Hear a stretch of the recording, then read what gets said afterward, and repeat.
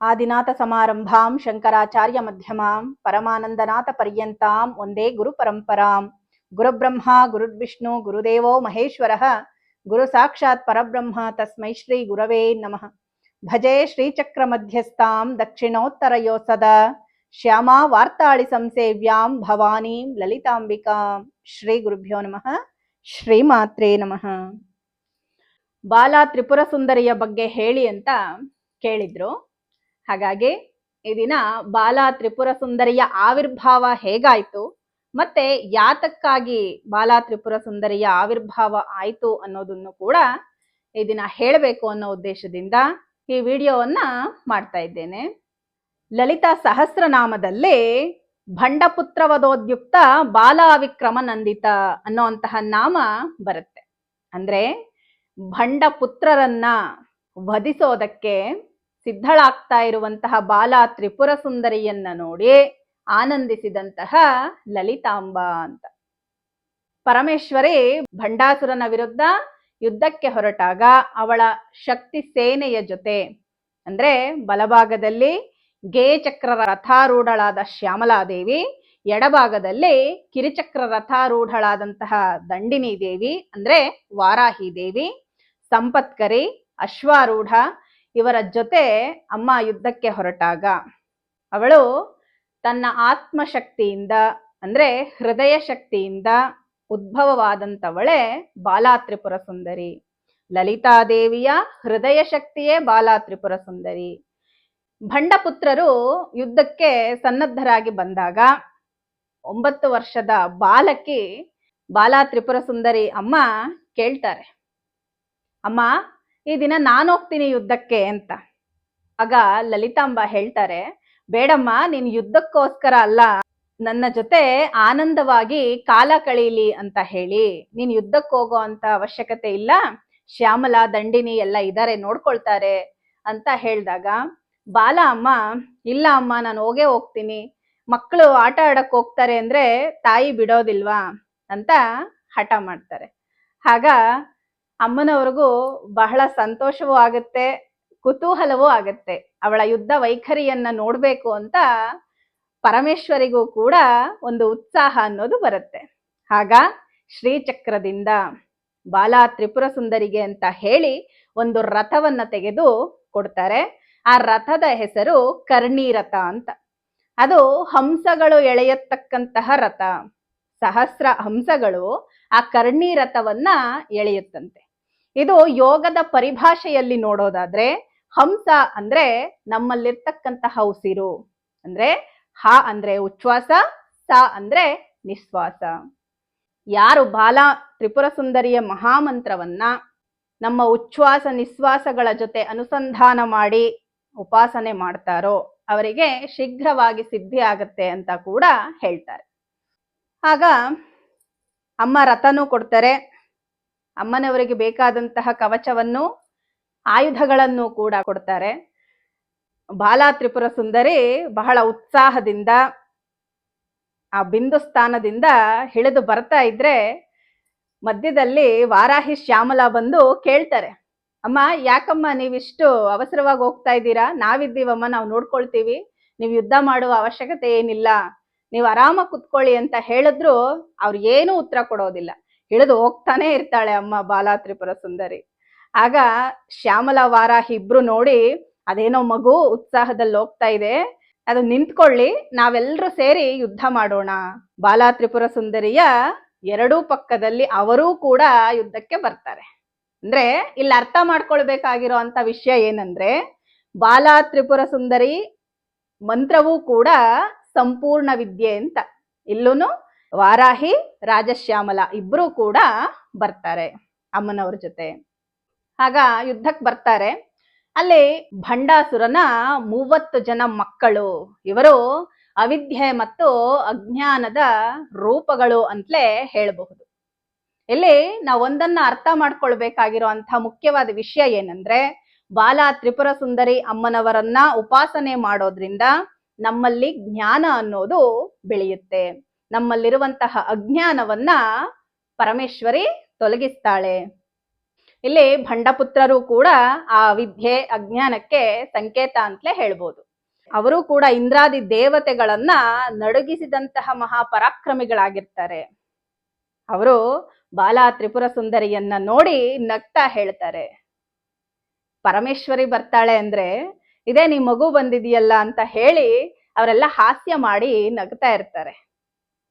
ಆಗ ಬಾಲ ತ್ರಿಪುರ ಸುಂದರಿ ಅಮ್ಮ ಅವಳ ಧನಸ್ಸನ್ನ ಹಿಡಿದು ನಾರಾಯಣಾಸ್ತ್ರವನ್ನ ಆ ಧನಸ್ಸಿಗೆ ಏರಿಸಿದ ತಕ್ಷಣ ಅವಳ ವೈಖರಿಯನ್ನ ನೋಡಿ ಶ್ಯಾಮಲಾ ವಾರಾಹಿಯರೇ ಆಶ್ಚರ್ಯಚಕಿತರಾಗ್ಬಿಡ್ತಾರೆ. ಅಂದ್ರೆ ಸಾಮಾನ್ಯ ಬಾಲಕಿಯಲ್ಲ, ಇನ್ನ ನಮ್ಮ ಪ್ರಮೇಯ ಇಲ್ಲೇನಿದೆ ಅನ್ನುವಂತಹ ಧೈರ್ಯ ಅವ್ರಿಗೆ ಬರುತ್ತೆ.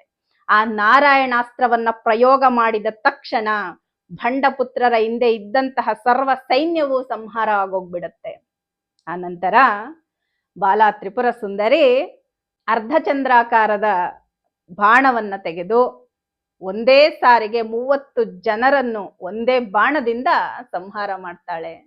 ಆಗ ಯಾವಾಗ ಈ ಬಂಡ ಪುತ್ರರು 30 ಜನರನ್ನ ಒಂದೇ ಸಾರಿಗೆ ಸಂಹಾರ ಮಾಡಿದಳೋ, ಈ ಶಕ್ತಿ ಸೇನೆಯಲ್ಲಿದ್ದಂತಹ ದೇವತೆಗಳೆಲ್ಲರೂ ಕೂಡ ಜಯಘೋಷವನ್ನ ಕೂಗ್ತಾ ಬಾಲ ತ್ರಿಪುರ ಸುಂದರಿಯನ್ನ ಎತ್ಕೊಂಡು ಪರಮೇಶ್ವರಿ ಹತ್ರ ಬರ್ತಾರೆ. ಆಗ ಲಲಿತಾಂಬ ಬಾಲ ತ್ರಿಪುರ ಸುಂದರಿಯನ್ನ ನೋಡಿ ಬಹಳ ಸಂತೋಷ ಪಡ್ತಾರೆ. ಈ ನಾಮದ ಅರ್ಥ ಇದೆ, ಭಂಡಪುತ್ರವಧೋದ್ಯುಕ್ತ ಬಾಲಾವಿಕ್ರಮನಂದಿತ ಅನ್ನುವಂತಹ ನಾಮದ ಅರ್ಥ ಇದು. ಇನ್ನು ಬಾಲ ತ್ರಿಪುರ ಸುಂದರಿ ಅಮ್ಮನವರ ಉಪಾಸನೆಯನ್ನ ಮಾಡೋದ್ರಿಂದ ನಮಗೆ ಯಾವೆಲ್ಲ ಫಲ ಸಿಗತ್ತೆ ಮತ್ತೆ ಹೇಗ್ ಮಾಡಬೇಕು ಅಂತ ನೋಡೋದಾದ್ರೆ, ಇಲ್ಲಿ ನಮಗೆ ಬಾಲ ಮಂತ್ರ ಅಂತ ನೋಡಿದ್ರೆ ತ್ರಯಾಕ್ಷರಿ, ಷಡಾಕ್ಷರಿ, ನವಾಕ್ಷರಿ ಅಂತ ಹೇಳಿ ಬಹಳಷ್ಟು ಮಂತ್ರಗಳಿದೆ. ಅದರಲ್ಲೂ ಮುಖ್ಯವಾಗಿ ಎಲ್ಲರೂ ಅನುಷ್ಠಾನ ಮಾಡೋ ಅಂಥದ್ದು ಷಡಾಕ್ಷರಿ ಬಾಲ. ಇದು ಅನುಲೋಮ ಮತ್ತೆ ವಿಲೋಮ ಕ್ರಮಗಳಲ್ಲಿರುತ್ತೆ. ಆದ್ರಿಂದ ಇದು ಶಕ್ತಿ ಹೆಚ್ಚು ಅಂತಾನೆ ಹೇಳ್ತಾರೆ. ಇಲ್ಲಿ ಇದು ಬಾಲ ಮಂತ್ರ ಅಲ್ವಾ ಅಂತ ಹೇಳಿ ಇದು ಕಡಿಮೆ, ಪಂಚದಶಿ ಮಂತ್ರ ಅನ್ನೋದು ಹೆಚ್ಚು ಅನ್ನೋ ಅವಶ್ಯಕತೆ ಇಲ್ಲ. ಯಾಕೆ ಅಂದ್ರೆ ಬಾಲ ಷಡಾಕ್ಷರಿ ಮಂತ್ರ ಅನ್ನೋದು ಶ್ರೀವಿದ್ಯೆಯಲ್ಲಿ ಬೀಜ ಮಂತ್ರ ಇದ್ದಾಗೆ. ಅಂದ್ರೆ ಆ ಮಹಾವೃಕ್ಷದ ಶಕ್ತಿಯೆಲ್ಲವೂ ಬೀಜದಲ್ಲಿ ಹಡಗಿರುವ ಹಾಗೆ ಶ್ರೀವಿದ್ಯೆಯ ಸಾರಾಂಶವೆಲ್ಲ ಆ ಬಾಲ ತ್ರಿಪುರ ಸುಂದರಿ ಮಂತ್ರದಲ್ಲೇ ಇರುತ್ತೆ. ಅಂದ್ರೆ ಬಾಲ ತ್ರಿಪುರ ಸುಂದರಿ ಮಂತ್ರವನ್ನೇ ಸ್ಮರಣೆ ಮಾಡ್ತಾ ಅಂದ್ರೆ ಜಪಿಸ್ತಾ ಪರಮಪದವನ್ನ ಹೊಂದಿದಂತಹ ಮಹನೀಯರು ಕೂಡ ಇದ್ದಾರೆ. ಅದರಲ್ಲಿ ಮುಖ್ಯವಾಗಿ ಬಾಲ ತ್ರಿಪುರ ಸುಂದರಿ ಬಗ್ಗೆ ಹೇಳಬೇಕು ಅಂದ್ರೆ ಇವರ ಹೆಸರನ್ನ ಹೇಳಲೇಬೇಕು, ತಾಡೇಪಲ್ಲಿ ರಾಘವ ನಾರಾಯಣ ಶಾಸ್ತ್ರಿಗಳು ಅಂತ. ಇವರು ಶ್ರೀವಿದ್ಯಾ ಪೂರ್ಣ ದೀಕ್ಷಾ ಉಪಾಸಕರಾಗಿದ್ರು. ಬಾಲ ಮಂತ್ರವನ್ನೇ ಸದಾಕಾಲ ಜಪಿಸ್ತಾ ಇದ್ರಂತೆ. ಬಾಲ ತ್ರಿಪುರ ಸುಂದರಿ ಇವರ ಮನೆಯಲ್ಲಿ ಸದಾಕಾಲ ಓಡಾಡ್ತಾ ಇತ್ತು ಅಂತ ಹೇಳ್ತಾರೆ. ಯಾರಿಗೆಲ್ಲ ಇವ್ರ ಬಗ್ಗೆ ಇನ್ನೂ ತಿಳ್ಕೊಳ್ಬೇಕು ಅನ್ನೋ ಆಸಕ್ತಿ ಬರುತ್ತೆ ಅವ್ರು ನನಗೆ ಕಮೆಂಟ್ ಮಾಡಿ, ಖಂಡಿತ ನಾನೊಂದು ಎಪಿಸೋಡ್ ಫುಲ್ಲು ಇವ್ರ ಬಗ್ಗೆನೆ ಹೇಳ್ತೀನಿ. ಇನ್ನು ಈ ಬಾಲ ಮಂತ್ರವನ್ನ ಅನುಷ್ಠಾನ ಮಾಡೋದ್ರಿಂದ ನಮಗೆ ಯಾವೆಲ್ಲ ಪ್ರಯೋಜನಗಳು ಸಿಗುತ್ತೆ ಅಂತ ನೋಡೋದಾದ್ರೆ, ಐಮ್ ಅಂದ್ರೆ ವಾಗ್ಭವ ಬೀಜ. ಇದನ್ನ ಅನುಷ್ಠಾನ ಮಾಡೋದ್ರಿಂದ ಸರಸ್ವತಿ ಅಮ್ಮನವರ ಸಂಪೂರ್ಣ ಕಟಾಕ್ಷ ಅನ್ನೋದು ಸಿಗುತ್ತೆ. ಕ್ಲೀಮ್ ಅನ್ನೋದು ಕಾಮರಾಜ ಬೀಜ. ಅಂದ್ರೆ ಅದು ನಮ್ಮ ಸರ್ವ ಕಾಮನೆಗಳನ್ನು ಕೂಡ ಈಡೇರಿಸುವಂತ ಶಕ್ತಿ ಆ ಬೀಜಾಕ್ಷರಕ್ಕಿರುತ್ತೆ. ಇನ್ನು ಸೌಹು ಅಂದ್ರೆ ಸೌಭಾಗ್ಯ ಬೀಜ. ಅದು ನಮಗೆ ಸರ್ವ ಸೌಭಾಗ್ಯಗಳನ್ನು ಕೂಡ ಕೊಡುತ್ತೆ.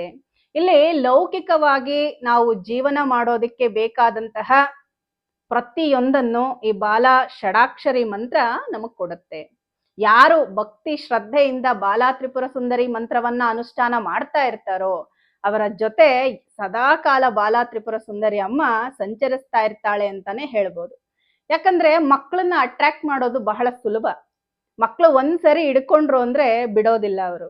ಈಗ ಬಾಲ ಮಂತ್ರ ಯಾರು ಜಪ ಮಾಡೋದಕ್ಕೆ ಪ್ರಾರಂಭ ಮಾಡ್ತಿರೋ, ನಮ್ಮ ಜೊತೆ ಒಂದು ಪುಟ್ಟು ಮಗು ಇದೆ, ಅವಳು ಪೂಜೆಯಲ್ಲೂ ಅಷ್ಟೇ ನಾವು ಅವಳಿಗೆ ಒಂದು ವಿಶೇಷವಾದ ನೈವೇದ್ಯವನ್ನ ಇಡ್ತಾರೆ. ಏನಂದ್ರೆ ಒಂದು ಒಳ್ಳೆಯಲ್ಲಿ ಜೇನುತುಪ್ಪವನ್ನ ಹಾಕಿಡ್ಬೇಕು ಅಂತ ಹೇಳ್ತಾರೆ. ಅದು ಬಹಳ ವಿಶೇಷ. ಬಾಲ ತ್ರಿಪುರ ಸುಂದರಿಯ ಸಾಧನೆಯಲ್ಲಿ ಈ ತರ ನೈವೇದ್ಯವನ್ನ ಮಾಡಬೇಕು ಅಂತ ಹೇಳ್ತಾರೆ. ಆ ಸಾಧಕನಲ್ಲೂ ಕೂಡ ಆ ಒಂದು ಗುಣಲಕ್ಷಣಗಳೇ ಕಾಣಿಸ್ತಾ ಹೋಗುತ್ತೆ. ಯಾರು ಬಾಲ ಮಂತ್ರವನ್ನ ಮಾಡ್ತಾ ಇರ್ತಾರೋ ಅವರು ಕೂಡ ಮಕ್ಕಳ ಹಾಗೆ ಯಾವುದೇ ರೀತಿ ಕಲ್ಮಶವಿಲ್ಲದೆ ಸದಾ ಕಾಲ ನಗುನಗ್ತಾ ಇರ್ತಾರೆ. ಇದು ಮೊದಲನೇ ಸಿದ್ಧಿ ಅಂದ್ರೆ ಬಾಲ ಮಂತ್ರದಲ್ಲಿ. ಯಾವುದೇ ಮಂತ್ರ ಆಗ್ಲಿ ನಾವು ಅನುಷ್ಠಾನ ಮಾಡ್ತಾ ಮಾಡ್ತಾ ದೇವತೆಯ ಲಕ್ಷಣಗಳು ನಮ್ಮಲ್ಲಿ ಬರೋದಿಕ್ ಪ್ರಾರಂಭ ಆಗುತ್ತೆ. ಅದನ್ನ ಅರ್ಥ ಮಾಡ್ಕೊಳ್ಬೇಕು. ಇನ್ನು ಬಾಲ ತ್ರಿಪುರ ಸುಂದರಿ ಅಮ್ಮ ಹೇಗಿರ್ತಾಳೆ ಅಂದ್ರೆ, ನಾವು ಷಡಾಕ್ಷರಿ ಮಂತ್ರ ತಗೊಳ್ತೀವಿ, ನಾವು ಅವಳನ್ನ ಯಾವ ರೀತಿ ಧ್ಯಾನ ಮಾಡ್ಬೇಕು ಅಂತ ನೋಡಿದ್ರೆ, ಅರುಣ ಕಿರಣ ಜಾಲೈಹಿ ರಂಜಿತಾ ಸಾವಕಾಶ ವಿದ್ರುತ ಜಪಪಟೀಕ ಪುಸ್ತಕಾ ಭೀತಿ ಹಸ್ತ ಹಿತರ ಕರವರಾಢ್ಯ ಪುಲ್ಲ ಕಲ್ಹಾರ ಸಂಸ್ಥ ನಿವಸತ ಹೃದಯ ಬಾಲ ನಿತ್ಯ ಕಲ್ಯಾಣಶೀಲ ಅಂತ ಹೇಳ್ತಾರೆ. ಕಲ್ಯಾಣಶೀಲ ಅಂದ್ರೆ ಕಲ್ಯಾಣ ಸ್ವಭಾವವುಳ್ಳ ಸದಾ ಮಂಗಳ ಸ್ವರೂಪಿಣಿ ನಿತ್ಯ ಕಲ್ಯಾಣಿ ಅಂತ. ಅಂತಹ ಬಾಲ ನನ್ನ ಹೃದಯದಲ್ಲಿ ಸದಾ ಕಾಲ ನೆಲೆಸಲಿ, ನನ್ನ ಹೃದಯದಲ್ಲಿ ಪ್ರಕಾಶಿಸಲಿ. ಕಲ್ಹಾರ ಅನ್ನುವಂತಹ ಕುಸುಮದ ಮೇಲೆ ಕೆಂಪು ಬಣ್ಣದ ಕಾಂತಿಯಿಂದ ಕಂಗೊಳಿಸುತ್ತಾ ಕುಳಿತಿರ್ತಾಳೆ. ಆ ಶರೀರದಿಂದ ಹೊರಬರ್ತಾ ಇರ್ತಕ್ಕಂತಹ ಅರುಣ ಅಂದ್ರೆ ಕೆಂಪು ಬಣ್ಣದ ಕಾಂತಿಗಳು ಸುತ್ತಲೂ ಇರುವಂತಹ ಆಕಾಶವನ್ನ ಪ್ರಕಾಶಿಸುವಂತೆ ಮಾಡುತ್ತೆ. ಅವಳಿಗೆ 4 ಕೈಗಳಿರುತ್ತೆ. ಆ 4 ಕೈಗಳಲ್ಲಿಯೂ ಪುಸ್ತಕ, ಅಕ್ಷಮಾಲೆ, ಅಭಯ ಮತ್ತು ವರದ ಮುದ್ರೆಗಳನ್ನ ಧರಿಸಿರ್ತಾಳೆ. ಧರಿಸಿ ಮಂದಹಾಸದಿಂದ ಕೂಡಿದಂತಹ 9 ವರ್ಷದ ಬಾಲಕಿ. ಇವಳು ಕೂಡ ತ್ರಿನೇತ್ರ ಮತ್ತೆ ಚಂದ್ರಲೇಖದಿಂದ ಕಂಗೊಳಿಸ್ತಾ ಇರ್ತಾಳೆ. ಬಾಲ ತ್ರಿಪುರ ಸುಂದರಿ ಅಂದ್ರೆ ಲಲಿತಾ ತ್ರಿಪುರ ಸುಂದರಿಯ ಬಾಲರೂಪ ಅಂತಲೂ ಕೂಡ ಹೇಳ್ತಾರೆ. ನಮಗೆ ಪರಮೇಶ್ವರಿ ಲಲಿತಾ ಮಹಾತ್ರಿಪುರ ಸುಂದರಿ ಅನುಗ್ರಹಿಸ್ಬೇಕು ಅಂದ್ರೆ ಬಾಲ ರೂಪದಲ್ಲೇ ಅನುಗ್ರಹಿಸ್ತಾಳೆ ಅಂತ ಕೆಲವರು ಹೇಳ್ತಾರೆ. ಇನ್ನು ಯಾವ ಮಹಾಶಕ್ತಿಯನ್ನಾಗಲಿ ಬಾಲ ರೂಪದಲ್ಲಿ ಆರಾಧನೆ ಮಾಡುವಂತಹ ವಿಧಾನವೂ ಕೂಡ ಇದೆ.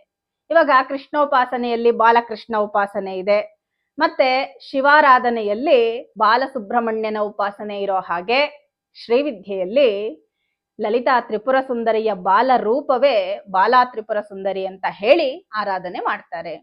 ಇಲ್ಲಿ ಬಾಲರೂಪ ಅಂದ ತಕ್ಷಣ ಆ ಮಹಾಶಕ್ತಿಯ ಶಕ್ತಿ ಏನ್ ಕಡಿಮೆ ಆಗೋದಿಲ್ಲ, ಅದನ್ನ ಮೊದಲು ನೆನ್ಪಿಟ್ಕೋಬೇಕು. ಇನ್ನೂ ಒಂದು ಬಾಲ ಮಂತ್ರದಲ್ಲಿ ನಮ್ಗೇನಂದ್ರೆ ವಾತ್ಸಲ್ಯ ಭಾವ ಅನ್ನೋದು ನಮ್ಮಲ್ಲಿ ಹೆಚ್ಚಾಗ್ತಾ ಹೋಗುತ್ತೆ. ಅಂದ್ರೆ ಒಂದು ಮಗುವನ್ನ ನಾವು ಸಾಕ್ತಾ ಇದ್ದಾಗ ಯಾವ ರೀತಿ ವಾತ್ಸಲ್ಯವಾಗ ಮಗುವಿನ ಹತ್ರ ನಾವು ನಡ್ಕೊಳ್ತೀವಿ, ಆ ಒಂದು ಗುಣಗಳು ಹೆಚ್ಚುತ್ತಾ ಹೋಗುತ್ತೆ. ಇನ್ನು ಮುಖ್ಯವಾಗಿ ಹೇಳ್ಬೇಕಂದ್ರೆ ಬಾಲ ತ್ರಿಪುರ ಸುಂದರಿ ಉಪಾಸನೆಯಲ್ಲಿ ವಿಶೇಷತೆ ಏನು ಅಂದ್ರೆ, ಸೃಜನಾತ್ಮಕ ಶಕ್ತಿ, ಜ್ಞಾನ ಶಕ್ತಿ, ಮೇಧಾಶಕ್ತಿಯನ್ನ ಕೊಡುವಂತಹ ವಿದ್ಯೆ ಬಾಲ ವಿದ್ಯೆ. ಅವಳ ಕೈಯಲ್ಲಿರ್ತಕ್ಕಂತಹ ಅಕ್ಷಮಾಲೆ ಅಕ್ಷರಕ್ಕೆ ಸಂಕೇತ ಮತ್ತು ಮಂತ್ರ ಸಂಕೇತ. ಪುಸ್ತಕ ಸರ್ವಶಾಸ್ತ್ರಗಳಿಗೂ ಸಂಕೇತ. ಇನ್ನು ಅಭಯ ವರದ ಮುದ್ರೆಗಳು ಅಭೀಷ್ಟವನ್ನ ಕೊಡುತ್ತೆ. ಲಲಿತಾದೇವಿಯ ಸಂಪೂರ್ಣವಾದ ಅನುಗ್ರಹವನ್ನ ಪಡ್ಕೊಳ್ಳೋದಿಕ್ಕೆ ಬಾಲ ರೂಪದಲ್ಲಿ ಆರಾಧನೆ ಮಾಡೋದು ಬಹಳ ಶ್ರೇಷ್ಠ ಅಂತಲೇ ಹೇಳ್ಬಹುದು. ಇನ್ನು ಈ ಸಾಮಾನ್ಯರು ಕೂಡ ಬಾಲ ತ್ರಿಪುರ ಸುಂದರಿ ಮಂತ್ರವನ್ನ ಜಪಿಸಬಹುದಾ ಅಂದ್ರೆ, ದೀಕ್ಷೆ ಇಲ್ಲದೆ ಜಪಿಸಬಹುದಾ ಅಂದ್ರೆ ಖಂಡಿತ ಜಪ ಮಾಡಬಹುದು, ಯಾವುದೇ ತೊಂದರೆ ಇಲ್ಲ. ಅದರ ಬಗ್ಗೆ ಮೊದಲು ತಿಳ್ಕೊಂಡ್ ಮಾಡಿ. ಇನ್ನು ಸಾಮಾನ್ಯರೆಲ್ಲ ಯಾವ ರೀತಿ ಅನುಷ್ಠಾನವನ್ನ ಮಾಡಬೇಕು, ಅಮ್ಮನವರಿಗೆ ಪೂಜೆಯನ್ನ ಮಾಡಬೇಕು, ನೈವೇದ್ಯ ಯಾವುದನ್ನ ಇಡಬೇಕು, ಇದನ್ನೆಲ್ಲ ನಾನು ಇನ್ನು ನೆಕ್ಸ್ಟ್ ವಿಡಿಯೋದಲ್ಲಿ ಹೇಳ್ತೀನಿ. ಎಲ್ಲರಿಗೂ ಬಾಲ ತ್ರಿಪುರ ಸುಂದರಿ ಅಮ್ಮ ಸನ್ಮಂಗಳವನ್ನ ಉಂಟು ಮಾಡ್ಲಿ ಅಂತ ಪ್ರಾರ್ಥಿಸ್ತಾ, ಲೋಕಾ ಸಮಸ್ತ ಸುಖಿನೋ ಭವಂತು, ಸಮಸ್ತ ಸನ್ಮಂಗಳಾನಿ ಭವಂತು.